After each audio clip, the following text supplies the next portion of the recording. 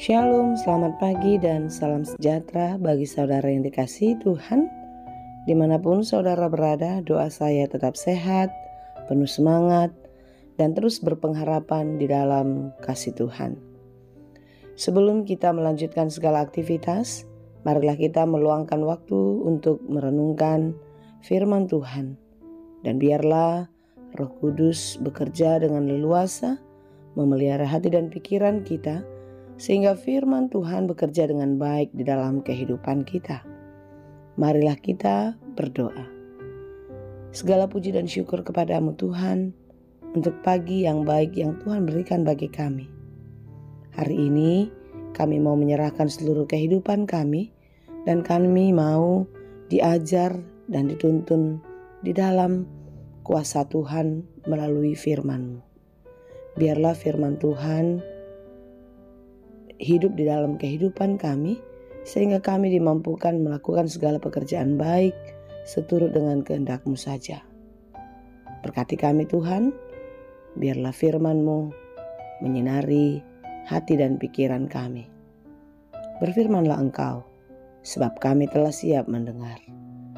Kasih karunia dan damai sejahtera dari Allah Bapa Tuhan kita, dan dari anaknya Tuhan Yesus Kristus, dan Roh Kudus menyertai saudara sekalian. Amin. Firman Tuhan untuk kita pada hari ini yang ditetapkan menurut Almanak HKBP Jumat 24 Februari 2023 tertulis dalam kitab Efesus 2 ayat 10. Dalam bahasa Batak dan bahasa Indonesia demikianlah dikatakan. Efesus 2 ayat 10. Ai jadi-jadian nadohita akan natinopa di bagasan Kristus Yesus. Asa marulau nadinggan hita ai akaido di pature de batahian asa ta parangehoni.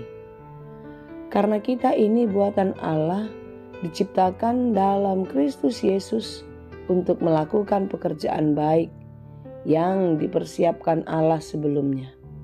Ia mau supaya kita hidup di dalamnya. Demikianlah pembacaan firman Tuhan. Seekor hewan ternak jika kotor, maka dia akan dimandikan oleh majikannya atau pemiliknya. Ketika dia sudah mandi dan bersih, tentu itu tidak akan bertahan lama, karena sebentar lagi dia pun akan bermain di kubangan lumpur dan kembali mengotori tubuhnya. Sangatlah berbeda dengan manusia. Ketika manusia jatuh ke tanah atau ke lumpur, dia akan segera membersihkan tubuh, mandi, dan memakai wewangian. Tentu setelah bersih dan wangi, manusia itu tidak akan mau lagi bermain atau menceburkan dirinya di kubangan lumpur itu, bukan? Demikianlah analogi cerita ini dengan kehidupan kita di dalam keberimanan kepada Tuhan. Kita adalah ciptaan baru yang sudah dibersihkan di dalam darah Kristus. Kita sudah ditebus dari dosa-dosa yang membuat kita mati untuk selamanya. Ciptaan baru di dalam kuasa Tuhan, ditebus dari dosa-dosa yang nista. Kita tidak bisa lagi hidup di dalam dosa. Sekalipun kita sering terjatuh ke dalam dosa itu, tetapi kita harus keluar darinya dan tidak mau hidup di dalamnya. Seorang manusia dapat jatuh tidak sengaja ke dalam lumpur, bukan? Tetapi ketika dia jatuh ke dalam lumpur itu, dia akan segera mandi karena dia tidak suka keadaan kotor. Begitu pula lah dengan ciptaan baru. Mungkin jatuh ke dalam dosa bisa jadi terjadi. Tetapi orang yang mengingat dirinya adalah ciptaan baru, dia langsung ingin melepaskan diri dari dosa-dosa itu. Saudaraku yang dikasihi Tuhan, kita telah ditebus, kita telah dimenangkan, kita telah diberikan segala sesuatu yang diperlukan. Sejak semula Tuhan menciptakan kita amat sangat baik. Segala rancangan baik telah disiapkan untuk kita. Segala pekerjaan baik diberikan untuk kita. Oleh karena itu saudaraku, marilah kita menyadari bahwasanya kita bukanlah milik kita lagi. Kita adalah milik Kristus yang harus taat dan tunduk hanya kepadanya. Kita adalah buatan Allah, diciptakan dalam Kristus Yesus untuk melakukan pekerjaan baik. Ketika kita melakukan pekerjaan baik di dalam Tuhan, di sanalah kita membuktikan kalau kita sungguh-sungguh mengasihi Tuhan.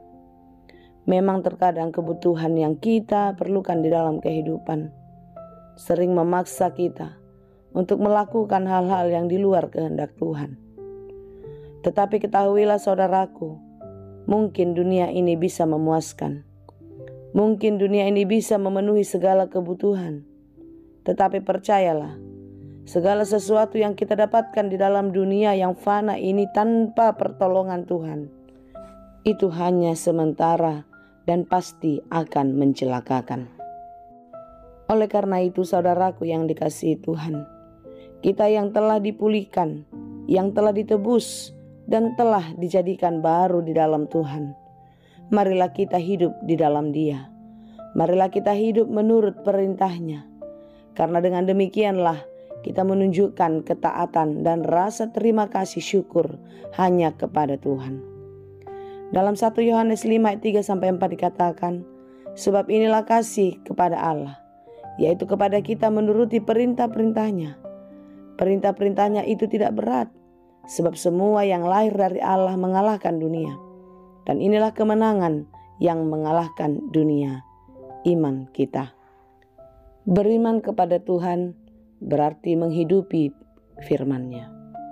Menghidupi firman Tuhan berarti taat di dalamnya. Sekalipun banyak pergumulan penderitaan yang kita hadapi, ketika kita hidup di dalam firman Tuhan, maka kita akan beroleh kekuatan. Orang yang hidup di dalam Tuhan tentu akan melakukan Taurat dan firman-Nya. Dan ketahuilah saudaraku, orang yang hidup merenungkan firman Tuhan di dalam kehidupannya siang dan malam, ia ibarat seperti pohon yang ditanam di tepi aliran air. Dia akan terus menghasilkan buah di dalam hidupnya.